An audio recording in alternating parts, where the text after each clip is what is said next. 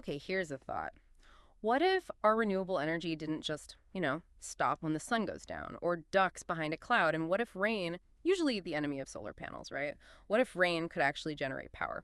Today we're doing a deep dive into something pretty cutting edge, rain-powered solar panels, a dual function tech. We're looking at a white paper from Black Knight Power called Joliet's Rain-Powered Solar Future, a hybrid energy vision. It explores this whole idea specifically for Joliet, Illinois, our mission here, to get you up to speed fast on the frankly surprising science, how it tackles energy gaps, and what it could actually mean for a place like Joliet. So, first off, how does rain even become power? It sounds a bit out there. Yeah, it does sound a bit like science fiction, but it's real. It hinges on something called triboelectric nanogenerators, TDUNs for short. And the fascinating thing is how they work. Basically, TDUNs take the mechanical energy, the impact of raindrops, and turn it into electricity. It happens through liquid-solid contact electrification, fancy term. But think of it like friction. Rain hits the special teen coating on the panel, creates static charges, and boom, high-voltage electricity. High voltage from raindrops. You got it. And get this, researchers, I think it was Tsinghua University, they hit peak outputs of 200 watts per square meter. That's actually comparable to standard solar panels in good sunlight, and way, way better, like 5 times better than older attempts at capturing energy from rain. Wow, 200 watts. That's really something. So how does this rain power part actually mesh with the solar part? Is it, like, truly integrated? Oh yeah, it's a proper hybrid design. These newer panels are often double-sided, so you've got your standard solar cells on top, capturing sunlight, and then underneath you have these 10 layers for the rain. What's clever is that even when it's raining, some sunlight can still get through the 10 material, which is sort of translucent. So the solar part keeps working, at least somewhat. Okay, so it's not one or the other. Exactly. And that directly tackles the big solar problem, intermittency, when the sun isn't shining.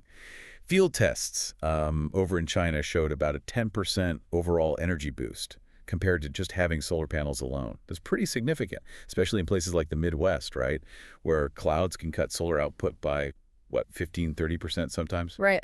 A 10% boost is nothing to sneeze at. Are there downsides? Big hurdles? Well, yeah. The main one right now is scaling it up. Manufacturing these 10 layers, especially with things like graphene electrodes, it's still pretty costly. That's the big hurdle for making it widespread. Makes sense. So bringing it to Joliet specifically, why Joliet and what challenges might pop up there, thinking about past renewable projects? Joliet's interesting because it's got a decent mix, about 186 sunny days a year, but also moderate rainfall. It's kind of a sweet spot for this tech. Plus, they're already moving on solar. They've got utility-scale projects, that big IKEA rooftop array, state incentives through FICA. Right, the Future Energy Jobs Act? Exactly. And the potential is huge. Just looking at rooftops, Joliet could theoretically power something like 63,000 homes with solar. And you've got investments happening, like Hitachi buying Joliet electric motors, planning solar EV charging. Imagine adding tanks there, reliable charging, even when it pours, less strain on the grid. Okay, that sounds promising, but you mentioned past issues. Right. There was the Will County solar farm controversy back in November 2024. A really big project, 3,600 acres, got stalled.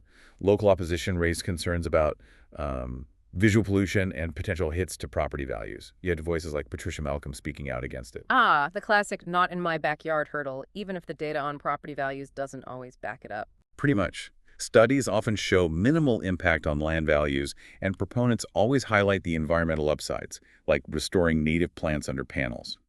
But perception matters. So how do you bridge that gap between big energy goals and local feelings? Well, one potential solution mentioned is agrivoltaics. Basically, putting solar panels and crops on the same land.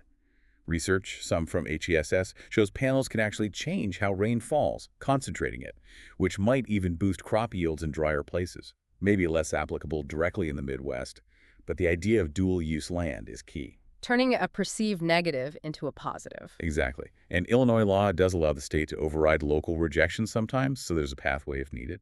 Okay, so beyond just making electricity, what else could these hybrid systems do for a city like Joliet? Any other, urban benefits? Oh, definitely. Think bigger, like urban design. There's talk of solar canopies, maybe over parking lots or walkways. Some designs even have built-in funnels to collect and filter rainwater.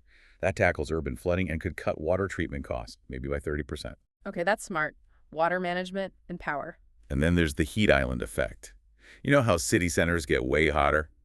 Joliet's core can be 7–10 degrees Fahrenheit hotter in summer. These canopies provide shade, plus some evaporative cooling from the rain interaction, they could potentially lower surface temps by maybe 4 degrees. Not trivial. So, tangible benefits beyond just the grid. What about the bottom line? For you listening or for a business? Right, the economics. So yes, these TN-enhanced panels, they cost more upfront, maybe 40% more, according to the paper. But because they generate power in sun and rain over their 25-year lifespan, the estimated return is 22% higher than standard solar. So pay more now, get significantly more back later. Precisely. For a Joliet household, that could mean annual savings of $1,200 to $1,500. Compare that to maybe $900 for traditional solar, it adds up. Almost double the savings in some cases. Yeah. And for big commercial users, think Amazon warehouses or similar, they could potentially hit 30% energy independence, maybe avoid over $280,000 a year in those peak demand charges. Huge numbers. And the environmental side. Also significant, if Joliet replaced just 10% of its fossil fuel power with these systems, it could cut CO2 emissions by about 142,000 metric tons a year. That's like taking 30,000 cars off the road. And think about grid stability. During that bad snowstorm in February 2025, systems like this, generating even a bit from precipitation, could have potentially supplied, say, 15 megawatts to help stabilize things during outages. It really feels like Joliet is at a point where it could lead, adopting this kind of resilient dual-source energy. The white paper definitely paints that picture. It suggests some clear next steps for Joliet. Things like starting pilot programs, maybe installing some tin canopies at places like the Joliet Park District to test them out. Also reforming zoning rules to make things like agrivoltaics easier to permit. Makes sense, cut the red tape. And crucially, public education. Running workshops, getting info out there to counter misinformation and show people the real economic and environmental pluses. So, wrapping up.